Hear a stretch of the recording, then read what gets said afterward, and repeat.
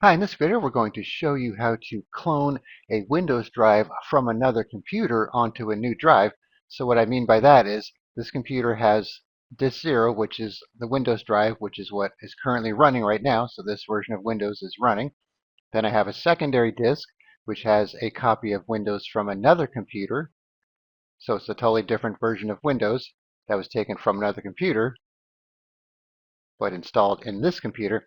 And then I have a blank disk. So I have my current Windows drive at 100 gigs, this other Windows drive from a different computer at 200 gigs, and then this blank drive here at 300 gigs. So we're going to clone this Windows drive onto this drive here while running in this version of Windows.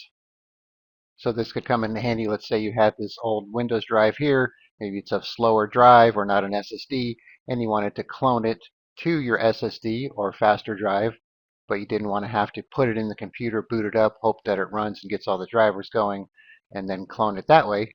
So we're going to be doing it as a secondary drive. All right, so to do so, we're going to be using DiskGenius, which is a free disk cloning tool. It does other stuff as well.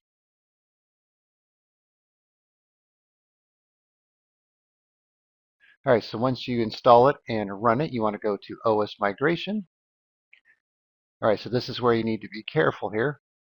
So this is our 100 gig Windows drive that we're running right now, and here's the secondary Windows drive that we want to clone right here. So make sure you don't clone the one that you're already running. We want to pick this one for our system partition.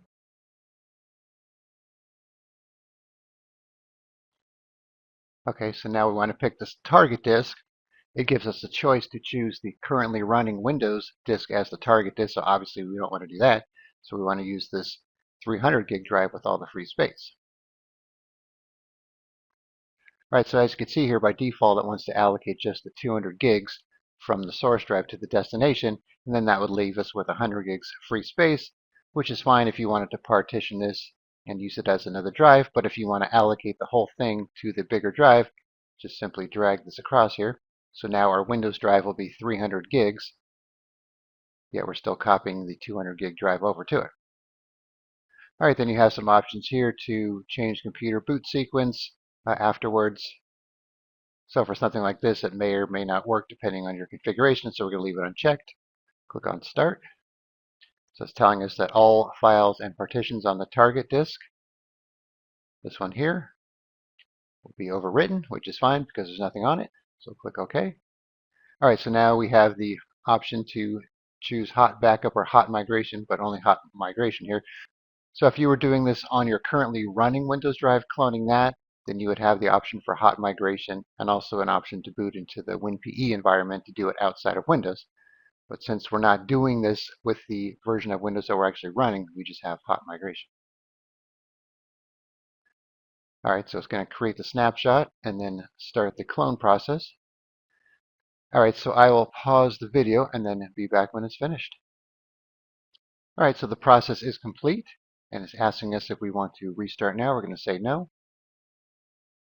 So this only took a few minutes, because they are pretty small drives. So obviously, depending on the size of your drive, will determine how long it takes.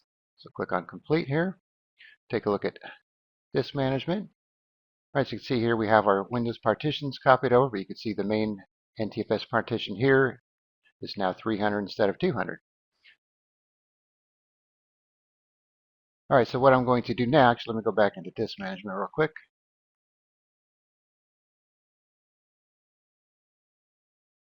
So I'm going to remove disk 0, the original Windows drive. I'm going to remove disk 1, which is the Windows drive we cloned from the other computer. And I'm going to boot with disk 2, which is the new 300 gig drive, just to make sure it works.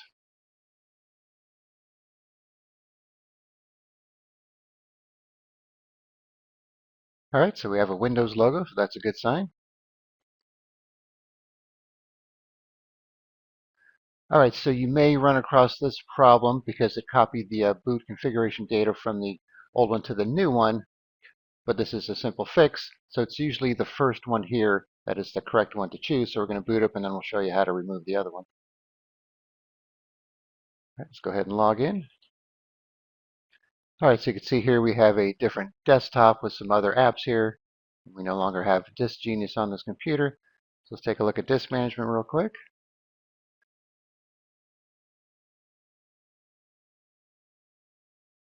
All right, so you can see we just have our 300 gig drive, and we don't have the 100 or the 200 gig drive. All right, so now let's do a search for msconfig. To open the system configuration tool, go to the boot tab. So you can see here, this is our current OS, and here's the other one. So you can just highlight that, delete it, click OK. Now let's restart and make sure it works.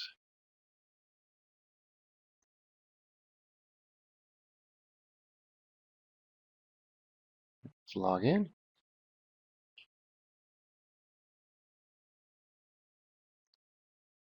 All right, so we're back in business here. Let's check out File Explorer.